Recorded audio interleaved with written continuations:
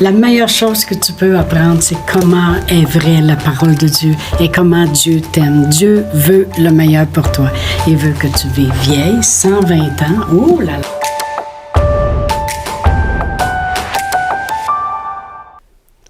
Bonjour, bienvenue à Inspiration. Eh bien, c'est bon de vous savoir là. On continue dans notre beau sujet cette semaine, la louange.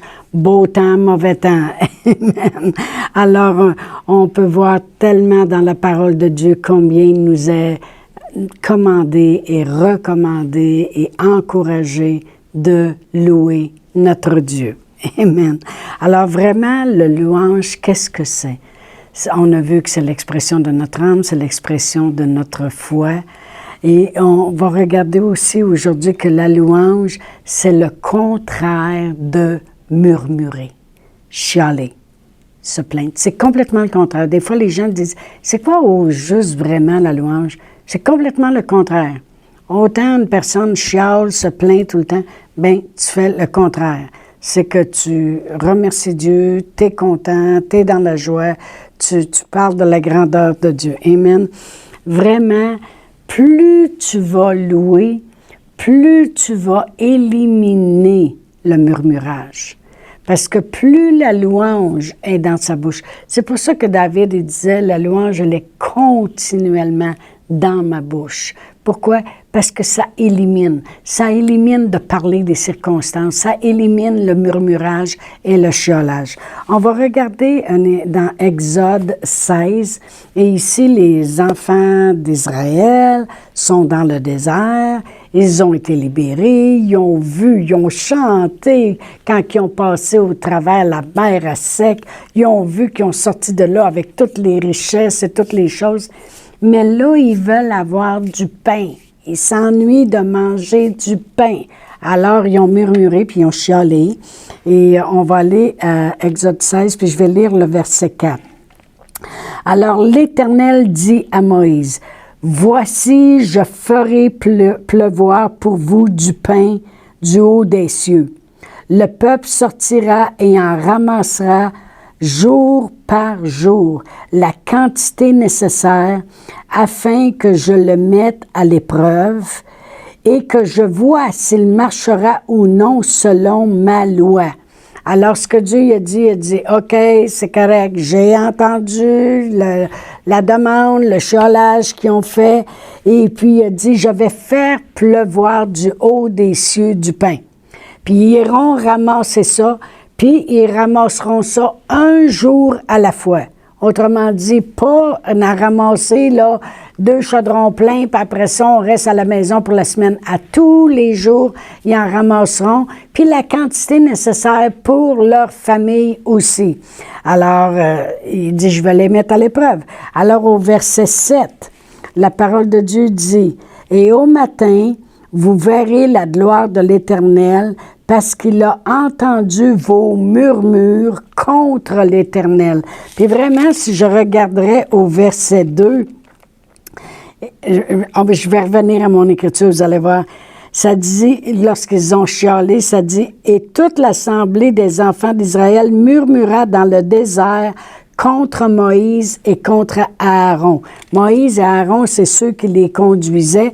Alors, ils ont murmuré, puis là, c'est là qu'ils ont chialé, puis c'est là que Dieu il a dit, « Je vais faire pleuvoir. » Puis là, au verset 7, ça dit, « Et au matin, vous verrez la gloire de l'Éternel, parce qu'il a entendu vos murmures contre l'Éternel. » Ce que je veux qu'on voit ici, c'est quand on lit au verset 2, ils ont murmuré contre Moïse et Aaron. Moïse et Aaron sont qui? Sont ceux que Dieu a choisis pour les conduire. Puis là, au verset 7, Dieu, il dit, ils ont murmuré contre l'Éternel. Autrement dit, quand tu chiales contre les pasteurs, contre ceux qui te conduisent, contre ceux que Dieu a mis en autorité sur toi, Dieu le prend personnel. C'est ce qu'il a fait ici. Il dit, je les ai entendus murmurer contre l'Éternel. Autrement dit, contre moi. Alors, il le prend personnel.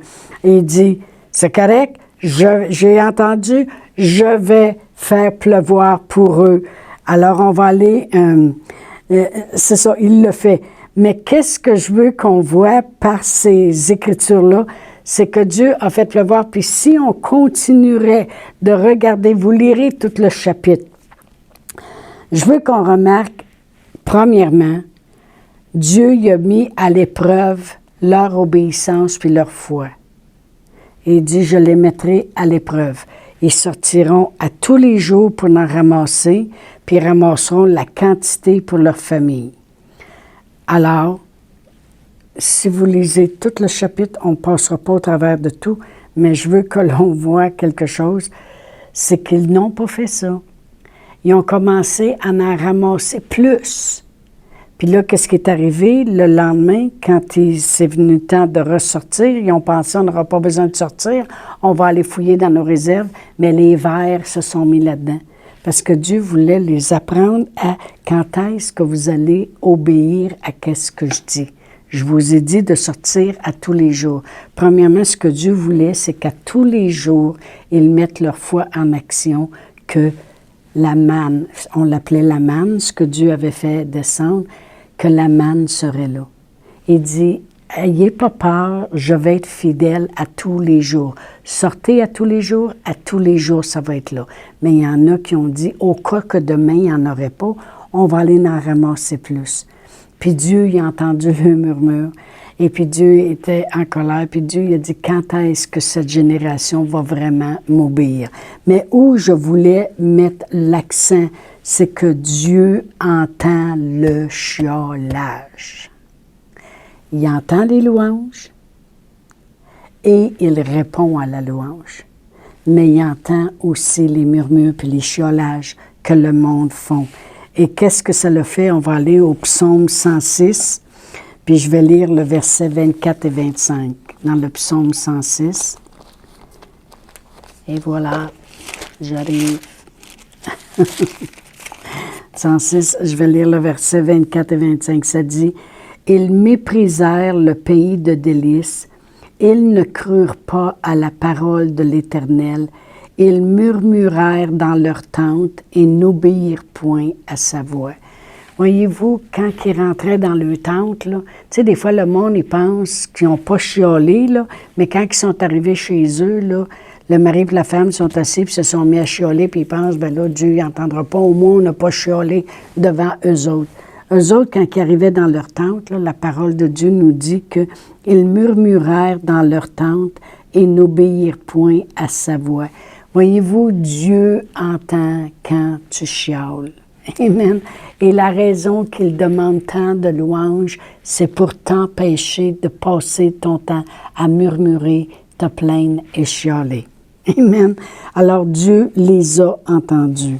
Dans Nombre 14, versets 1 à 4, Nombre 14, et puis versets 1 à 4, on voit ici qu'ils sont arrivés à la terre promise et puis ils ont peur de ce qu'ils ont vu. Là, les circonstances, là, ils ne sont pas capables d'y faire face.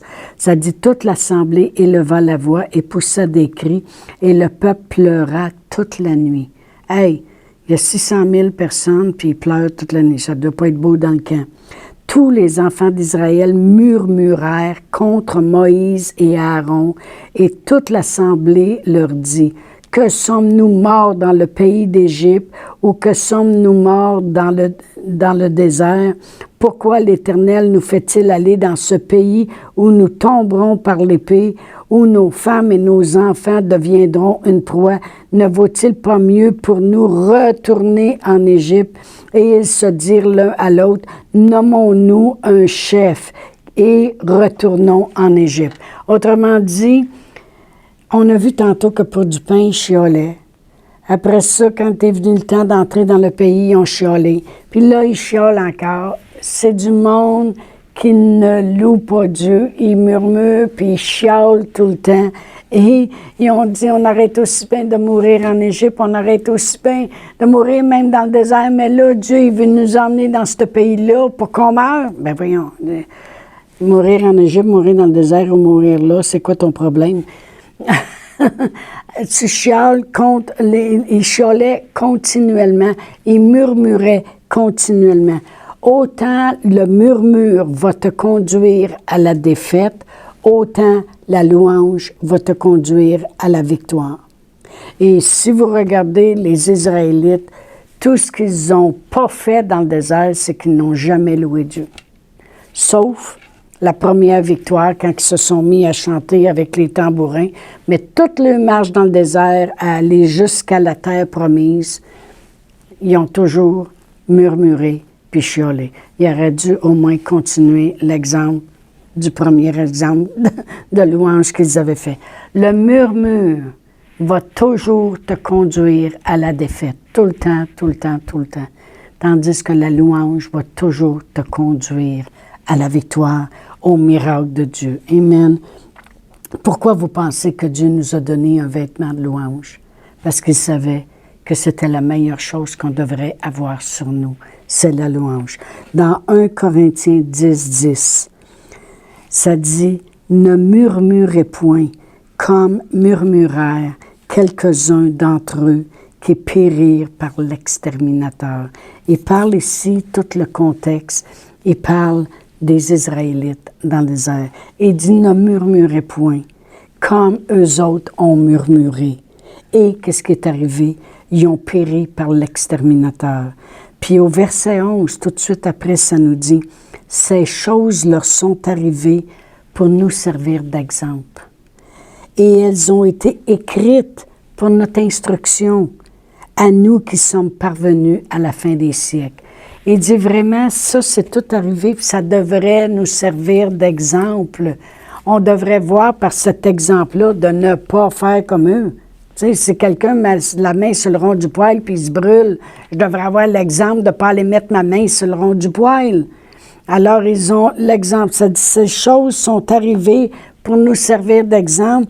Puis, on a pris la peine de toutes les écrire, une après l'autre, tout le chiolage qu'ils ont fait pour qu'on soit instruit, afin qu'on ne soit pas dans l'ignorance, dire « Ah, ben je ne savais pas, au moins que chialer, ça irait encore plus mal, de mal en pis. » Amen. Et afin que nous, on puisse ne pas faire ça et parvenir à la fin des siècles. Amen. La Bible a été écrite pour qu'on ne soit pas ignorant. Puis la louange, ce n'est pas juste chanter. Ça, il y a une chose qu'il faut comprendre. C'est que la louange, c'est pas juste chanter. Pareil comme des fois, on parle de la prospérité, puis le monde, ils disent « Ah, vous autres, vous parlez juste d'argent. » Je peux vous dire une chose, la prospérité, ce n'est pas l'argent. Mais l'argent fait partie de la prospérité. Moi, je peux aller chercher une guérison avec Dieu sans que j'ai besoin à payer d'argent pour des médicaments, des opérations ou quoi que ce soit. C'est pas l'argent, la prospérité, c'est pas l'argent. La prospérité, c'est que tu peux même obtenir des choses que tu n'obtiendrais même pas avec de l'argent. Le salut de ton âme, la guérison, la paix dans ta vie. Mais on sait que l'argent fait partie de la prospérité. Ça prend de l'argent quand même pour aller prêcher. Ça prend de l'argent même pour faire les capsules. Amen. Alors, l'argent, c'est la même chose avec la louange. La louange, c'est pas chanter. Ah, vous autres, vous pensez juste à chanter. La louange peut être sur mes lèvres sans que je chante. Je peux dire, merci Seigneur, loué soit l'Éternel. Dieu est grand, Dieu est puissant. Mon Dieu, tu es le créateur de l'univers, tes miracles sont puissants. Je suis en train de parler des louanges à Dieu.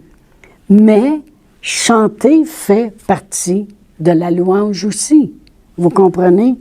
Alors, vraiment, j'ai remarqué, il y a des gens qui sont tellement rendus, murmurés, puis conscients juste des circonstances autour d'eux, qui sont rendus nuls pour les choses de Dieu.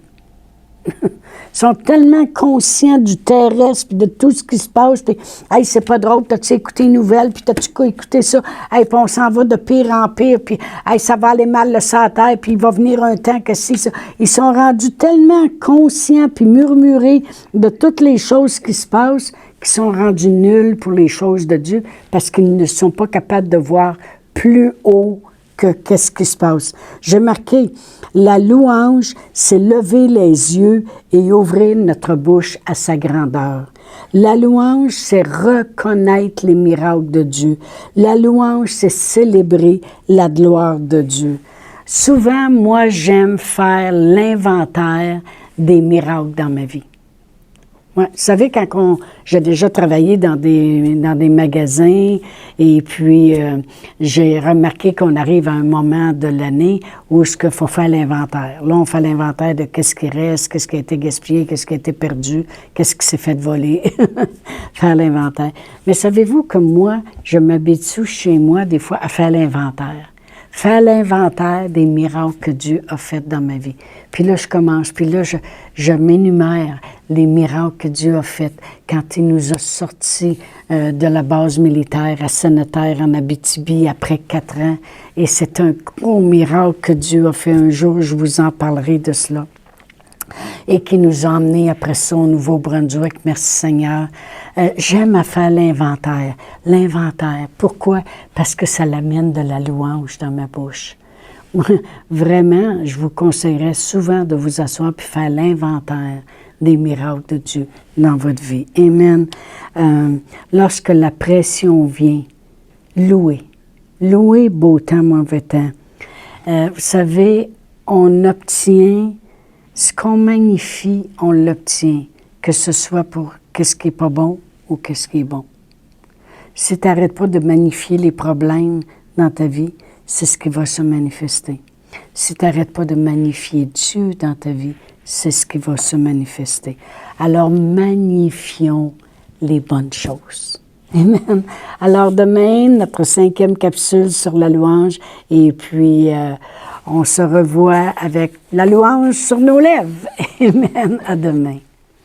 Chantal Paulus est avec vous tous les jours du lundi au vendredi sur Facebook et YouTube. Vous pouvez écrire à Chantal en privé sur Messenger. Si vous avez manqué une capsule, retrouvez-la sur la section vidéo de Facebook ou sur YouTube si vous désirez faire un don par Interac.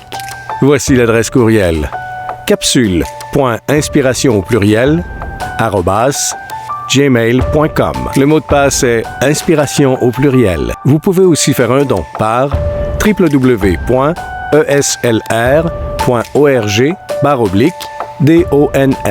Veuillez indiquer en mémo Capsule Inspiration.